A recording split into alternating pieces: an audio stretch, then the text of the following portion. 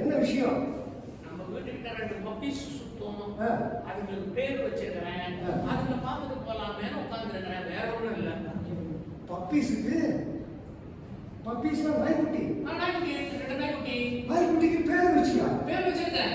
சோறு வச்சியா? பேர் தான் வச்சேன், சோறெல்லாம் வைக்கல, பிஸ்கட் போடுவேன். பிஸ்கட் கொடுக்குறியா? சரியா போச்சு. இந்த கம்யூனிட்டில அவன் பண்ணக்கூடாதுன்னு உனக்கு தெரியாதா?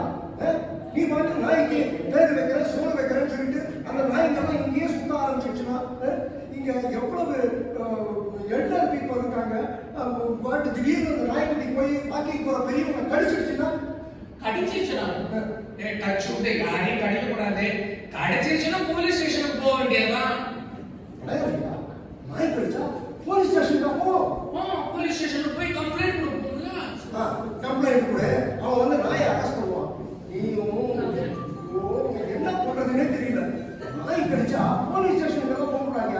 நீ வாட்ஸ்அப்ல வர ஏதோ மெசேஜை பார்த்துட்டு போலீஸ் ஸ்டேஷனுக்கு போகணும்னு சொல்ற. நாய் கடிச்சா இம்மீடியட்டா நல்ல வெதுவெதுப்பான தண்ணி, டெட்டால், சோப்பு போட்டு கடிப்பட்ட இடத்த நல்லா கழுவி விடணும்.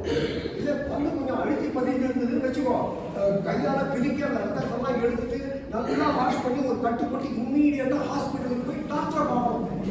போலீஸ் ஸ்டேஷன் போக வேண்டாங்களா? போலீஸ் ஸ்டேஷனுக்கெல்லாம் போகக்கூடாது, டாக்டருக்கு தான் போகணும். டாக்டர் கிட்ட போய் என்ன மாதிரி நாய் கடிச்சது, எப்போ கடிச்சதுன்னு அவங்ககிட்ட எக்ஸ்பிளைன் பண்ணினாக்க அவர் இந்த கடிப்பட்ட இடத்தெல்லாம் நல்லா பரிசோதனை பண்ணிட்டு, ஒருவேளை வீட்டு நாய் கடிச்சிருந்ததுன்னு வச்சுக்கோ, ஒரு சிங்கிள் டோஸ் போடுவாரு. இல்லை தெரு நாய் கடிச்சிருந்ததுன்னு வச்சுக்கோ, ஒரு பெரிய கோர்ஸ், ஃபுல் கோர்ஸ் பிஇபி போட்டே ஆகணும். Full course? ஆமா. அந்த காலம் நடந்த வயத்தை சுத்தி 16 ஊசி குளிர போடுவாங்கப்பா. சரிதான், உனக்கு வயதை சுத்தி 16 ஊசி போடுறது குளிர இருக்காங்க. நீயும் இது என்னதான் பண்றதுன்னு தெரியல கூட. அப்ப என்னதான் பண்றது டாக்டர்? இந்த மாதிரிப்பா, இந்த கம்யூனிட்டியில பெட்டாக வளர்க்கக்கூடாது, தெருநாய் பார்க்கலாம்.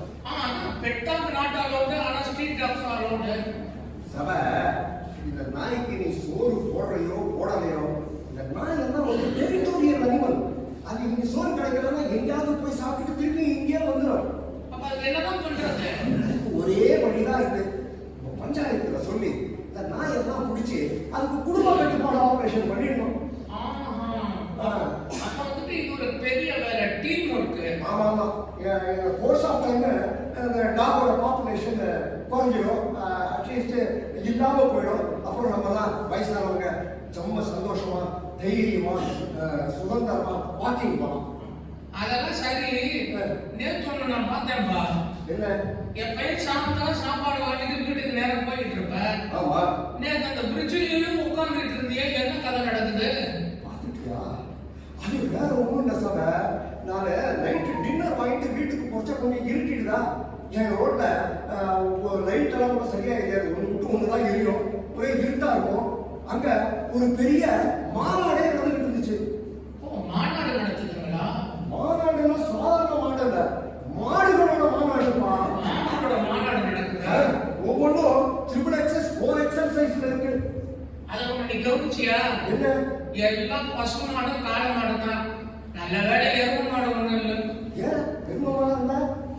இது சீனியர் கம்யூனிட்டி பா. எருமை மாடு எவனோட வாகனம், அதை வேற பார்த்தா அவனுக்கு என்ன ஞாபகம்? நீ எப்பவுமே தமாஷா இல்லையா? அதுதான் என்ன பண்றதுன்னே புரியல. அங்க மாடு வந்து நின்றுட்டு இருந்துச்சா, இருக்க போச்சு என்னை பார்த்து முட்டி தள்ளிடுச்சுன்னா என்ன பண்றதுன்னு பயந்து உட்காந்துக்கிட்டு இருந்தேன். நம்மளால செக்யூரிட்டி வருவாங்க. அதுக்குதான் இந்த வீட்டுக்காரர் மாட்டுக்கு ஓனர் அம்மா வந்துட்டு சாயந்தரம் ஓட்டிக்கிட்டு தான் போயிடுறாங்க. ஏன் வீணா இந்த அடிக்கிறேன்? அவங்க ஓட்டிக்கிட்டு போறாங்க. அவங்க ஓட்டிக்கிட்டு போறாங்கன்னா நல்ல கறவை மாடுப்பா. இந்த காளை மாடு, கறவை நின்று போற மாடெல்லாம் அப்படியே அவங்க விட்டுட்டு போயிடுறாங்க. அந்த மாடுகள்லாம் அங்க நின்று மகாநாடு போடுது. அதுதான் நம்ம செக்யூரிட்டி கார்டுகள்லாம் மிரட்டுறாங்கல்ல. செக்யூரிட்டி கார்டு மிரட்டுறாங்க. பாவப்பா, எல்லாம் வயசான செக்யூரிட்டி கார்டுங்க. அவங்க தான் என்ன பண்ணுவாங்க? விரட்டி பார்க்கலாம், அவங்களுக்கு போக்கு காட்டி இப்படி போயிட்டு அப்படி போயிட்டு திரும்ப அங்கேயே வந்து சுத்துது. எனக்கு ஒரு ஐடியா தோணுது சாமி. சொல்லு என்ன? இது என்ன பண்ணலாம்னா, அந்த செக்யூரிட்டி கார்டுங்க பாவம், அவங்களும் கொஞ்சம் வயசானவங்க. அவங்க சொல்லி குத்தம் சொல்லி ஒன்றும் பிரச்சனை இது இல்லை. ஒன்று பண்ணலாம். என்ன? கிராம பக்கத்துல போயிட்டு மஞ்சள்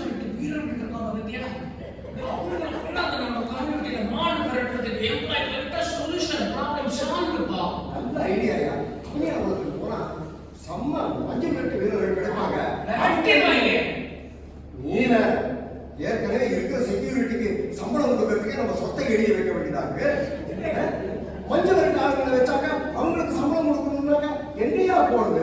அது கேட்டாதான் கேட்பான். அப்ப என்னதான் ஆக்கப்பூர்வமா பண்ணலாம்னு சொன்னாங்க. என்கிட்ட ஒரு நல்ல ஐடியா இருக்கு. இந்த கேட்டட் கம்யூனிட்டிலாம் பார்த்தீங்கன்னா வாசல்ல வந்து மாடெல்லாம் வராமல் இருக்கிறதுக்கு வரிசையா பைப்பு போட்டு வச்சிருக்கோம் பார்த்துருக்கீங்களா? Gated idea. அதை மாதிரி போட்டுட்டோம்னு வச்சுக்கோ, இந்த பக்கமும் அந்த பக்கமும், அப்புறம் மாடே வராது. கேட்டில் பேரியர் அதுல மாடு நடக்காது. நம்ம மனுஷனால நடக்கிறதுக்கு ஒரு சின்ன விக்கெட் பாத்துல வச்சிருக்காங்க. ஆனா அதுலயும் ஒரு பிரச்சனை இருக்குது. என்ன பிரச்சனை? சும்மாவே நம்ம கம்யூனிட்டியில வந்துட்டு கார் எல்லாம் ரொம்ப சர்க்குன்னு அந்த வேகமா ஓட்டுறாங்க.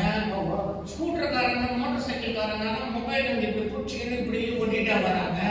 எப்ப முட்டுவாங்க ஏப்ப முட்டுவாங்கன்னு அது வேற ஒரு பயமா இருக்குது. ஆமா சார், நேற்று கூட மத்தியானம் நாங்கள் சாப்பாடு வாங்கிட்டு போச்சு, வரதான் போயிட்டு இருந்தேன்.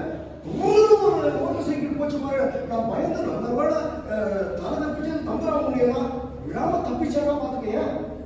நீ தப்பிச்சுட்ட. ஒல்லியா வேற இருக்கிற என்ன மாதிரி உண்டா இருக்க நிறைய இடம் இருக்கும். ஒல்லி மனுஷன் உன்னை விட்டுட்டான். ஆனா ஒண்ணுப்பா, நம்ம நாட்டுல நீ ஸ்பீடு பிரேக்கர் போடு, சைனேஜ் வை, கவுன்சிலிங் பண்ணு, என்ன வேணாலும் பண்ணு. ஆனா இந்த பழக்கத்தை விடவே மாட்டாங்க. நம்ம எல்லாம் சீனியர் சிட்டிசன்ஸ், நம்ம தான் கொஞ்சம் ரெஸ்பான்சிபிளா டிஃபென்சிவா நம்ம கொஞ்சம் கேர் எடுத்துட்டு ரோட்டு ஓரமா கொஞ்சம் பவ்யமா பார்த்து போறது நமக்கு நல்லதுன்னு எனக்கு படுது.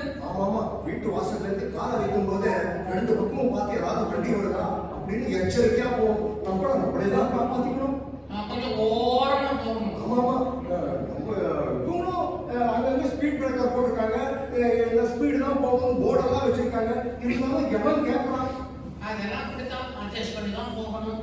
ஐயோ, டைம் ஆச்சியா, நான் நைட்டு டின்னர் வேகலாம் போறோம், நான் கிளம்பட்டுமா? அப்ப பப்பீஸ் வந்து நீ பிஸ்கட் போடாதேன்னு சொல்றியா? ஆமாமா, தப்பி தவறி போட்டுறாத. யாராவது பார்த்தாங்க அசோசியேஷன்ல கம்ப்ளைண்ட் பண்ணிடுவாங்க, அப்புறம் தொலைச்சி கட்டிடுவாங்க அவங்க. ஐயோ, இந்த மாதிரி ரிஸ்க் எல்லாம் இருக்குதா? சரி, ஒன்று சொல்ல மறந்தே போயிட்டேன். வேற ஆக்டிவிட்டிஸ் கமிட்டிலேருந்து ஒரு அனௌன்ஸ்மெண்ட் போடுறாங்க, பாத்தியா நீ? என்ன அனௌன்ஸ்மெண்ட்ப்பா? அதாவது 30ஆம் தேதி இந்த மெசேஜஸ் எல்லாம் வச்சு ஒரு ஸ்கிரிப்ட் போடணும்.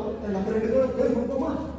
கொடுக்கலாம். ஆனா ஸ்கிரிப்ட் எழுதணும், பிராக்டிஸ் பண்ணணும். எங்க நேரம் இருக்கு சாமிநாதா இதெல்லாம்? இல்லையா, அது சோஷியல் மெசேஜ் தானே. இத்தனை நாள் நம்ம பேசிக்கிட்டு இருந்தோமே, அதெல்லாம் நல்ல மெசேஜ் தானே. ஆமா, அதையே போய் பண்ணிடுவோம். டாக் ஃபினான்ஸை பத்தி பேசணும். அதுக்கப்புறம் இன்னொன்று என்ன பேசணும்? கேபிட்டல் ஃபினான்ஸை பத்தி பேசணும். அப்புறம் ரோடு சேஃப்டி நம்ம ரெஸ்பான்சிபிலிட்டி எடுக்கணும்னு பேசணும். ஆமா. மெசேஜ் கொடுத்து தான் இருக்கிறோம். ஆமா. இதே போய் அங்க போய் ஆக்ஷன் ட்ரீட்